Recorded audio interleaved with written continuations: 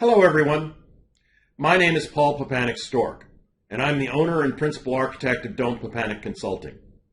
I'd like to invite you to join me for a half-day workshop at SharePoint Fest in Washington, D.C. the week of April 29th through May 3rd.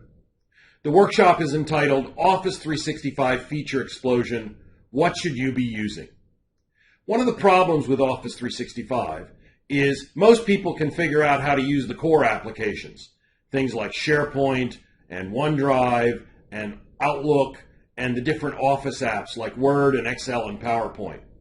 But there are a lot of other applications that are there as well. And this is where it starts to get confusing because sometimes there are multiple applications that appear to do the same job. So we run into problems like Teams versus Yammer versus Office 365 groups. Or when I'm building forms, should I use Forms? Should I use PowerApps? Should I use InfoPath? Or for workflow, should I stick with SharePoint 2013 workflow? Or should I move into the new environment with Microsoft Flow?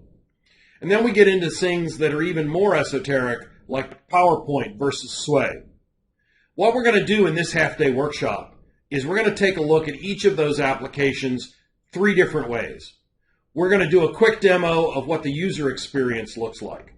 We're then going to spend some time talking about the business use case that is related to each of the applications and why is one better than another for different particular business applications. And finally, we're going to take a look at what the administrative controls are that are available so that you can fine-tune how your users are using those applications and actually control whether they're using them at all. I hope to see you in Washington, D.C. the week of April 29th. Come join me for a half-day workshop on Office 365 Feature Explosion. What should you be using?